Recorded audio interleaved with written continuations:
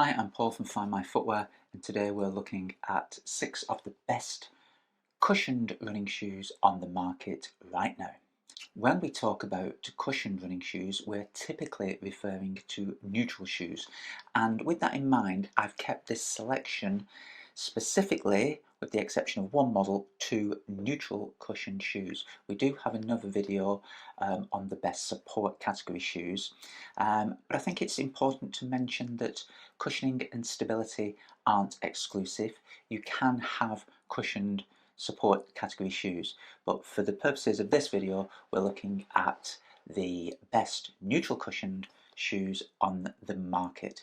So first up, my first selection is the New Balance Freshform X 1080 V14. The V14, okay, it's been around 14 years. It's the 14th iteration of this franchise model, as they're known, and the 1080 has always been New Balance's range-topping, most cushioned neutral shoe, and the V14 is no different.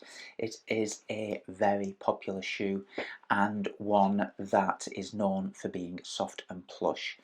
In the V14 we see a slight revision to the Freshform X midsole. At first glance it looks the same, but it seems to run and feel a little different from the previous couple of models. Now, New Balance simply say it is Freshform X. There is no technical difference to it. It is a compression moulded EVA based material, but it does feel improved, certainly over the V13. Now, I felt the 1080 in the previous couple of versions was beginning to feel a little bit too soft. It had that sensation of kind of running on soft sand, and you weren't getting much back from the shoe. The V14 changes that. It does feel a little bit springier, it does feel a little bit livelier and more responsive.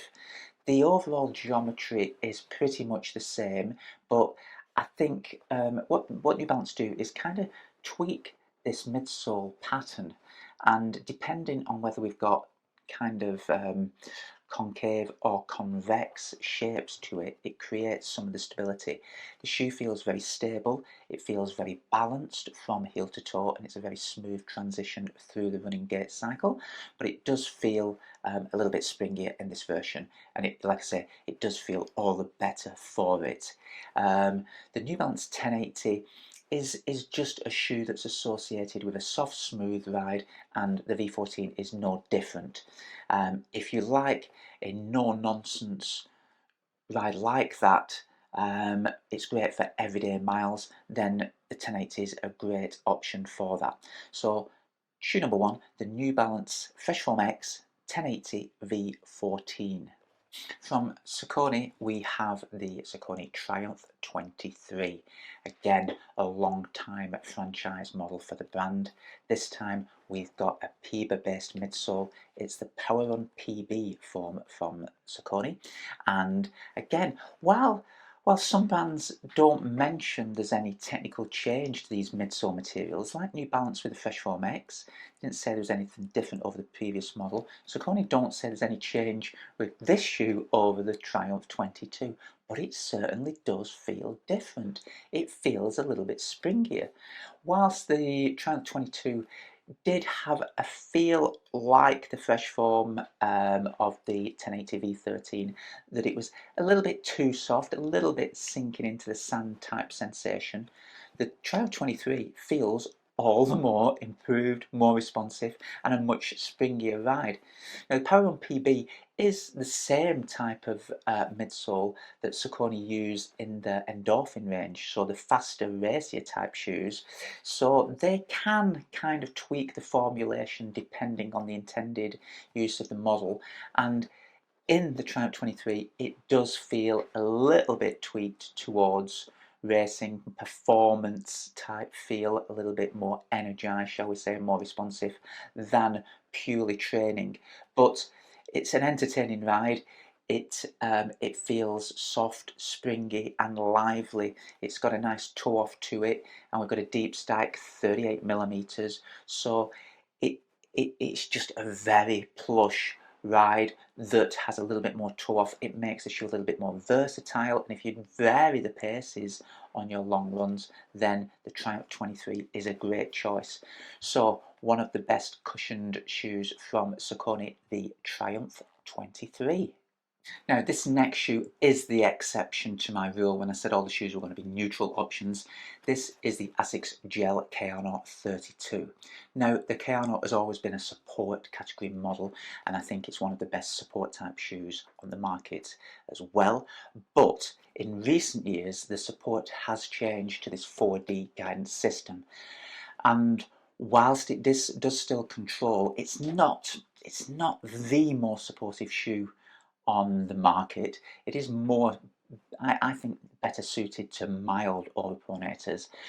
So I'm kind of considering the Kayano now to be a mild support stroke stable neutral type shoe, and it's just got great cushioning. And for me, yes, I know you've got the Nimbus, which has a very similar FF Blast Plus foam midsole. I think the Kayano 32, because of the slight stability, makes it a more versatile option, and it keeps the shoe feeling very stable. So even if you're not an overpronator and don't need the support in the shoe, it's a nice option. It's very safe, and that's why I've kind of sneaked it into this this lineup of nice best cushion shoes, if you like. So like I say, deep stack 40mm FF Blast Plus midsole. It's soft, springy. You have got gel in the rear foot too. It is only a small piece, rather insignificant, shall we say. I don't think you actually notice the gel in there. It is only about 3 or 4mm thick.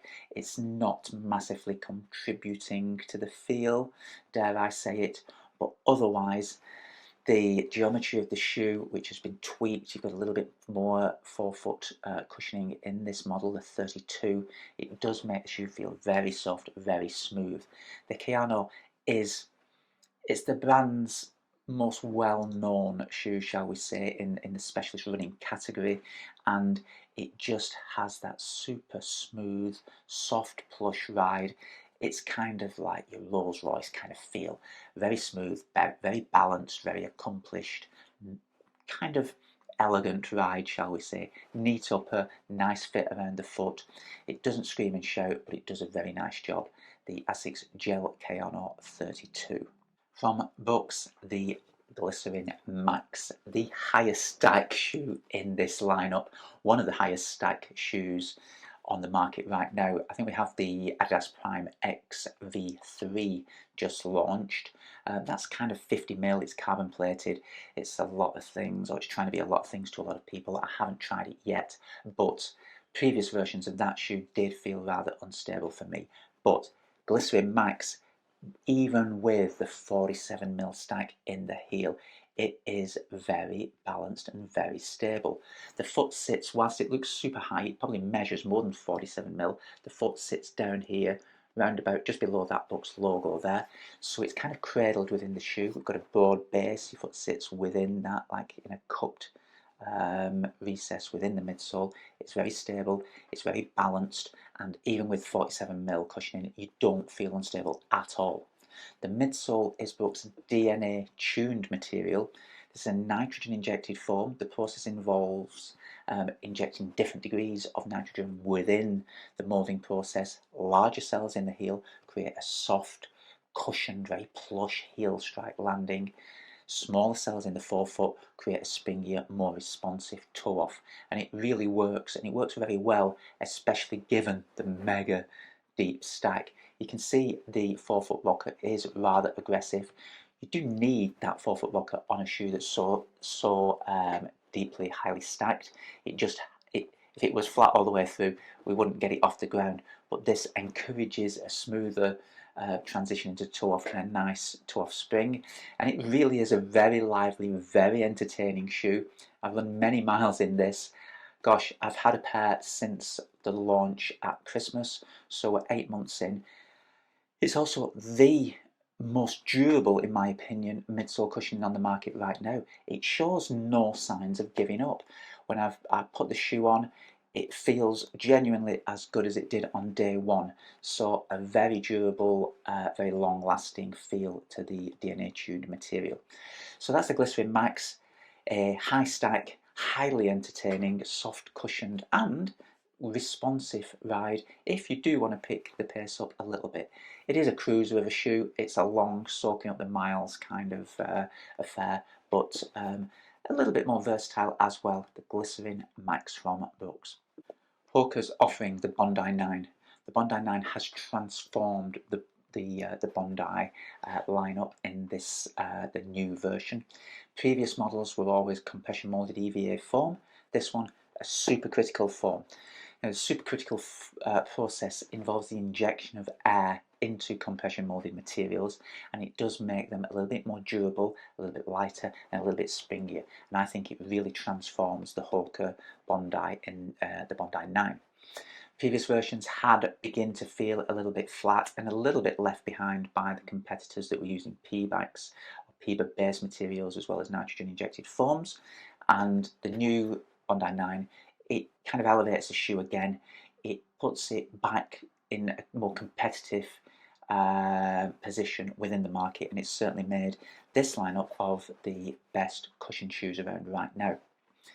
Stack has improved. It's 2mm higher, and combined with the supercritical foam, it feels soft, it feels very, very plush, and it's a very nice smooth ride.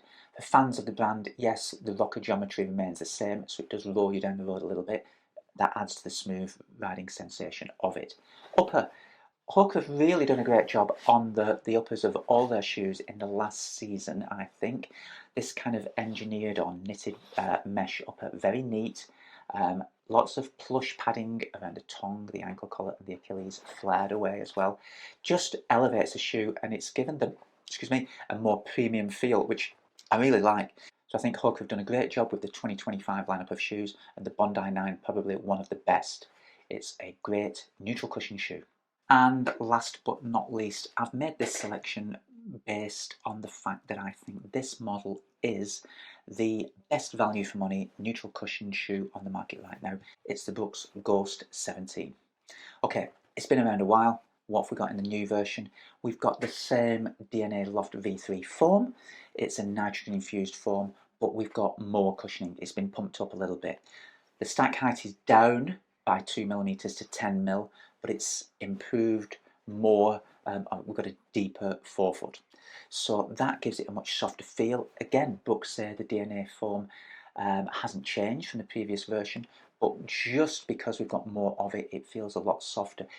The feel feels like it's been tweaked, and yeah, these brands can tweak them. That's great, and it's got a much nicer feel to it. I think it's a lot softer, and it adds to the ride. But I think the Ghost, because of the variety of options it offers and being a competitively priced shoe, it just makes it one of the best value models on the market right now. It's a no-nonsense daily trainer. It's a stable neutral shoe. It's hard wearing. It's very well constructed. It's got a premium level feel to it. It feels just as good on the foot as shoes costing 50% more.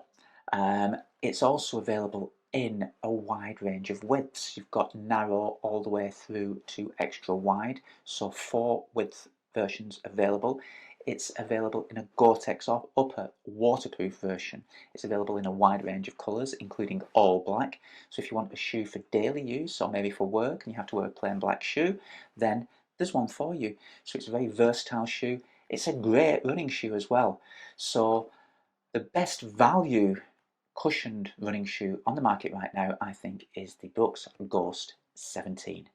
Okay, so that's our lineup of the best cushion shoes on the market right now. Please put any questions in the comments below. I will always endeavour to answer, as subscribers to the channel will know. And if you've not subscribed yet, please do so. We would very much appreciate it. Once again, thanks for watching. This has been Find My Footwear, and this has been our lineup of the best cushioned running shoes on the market right now.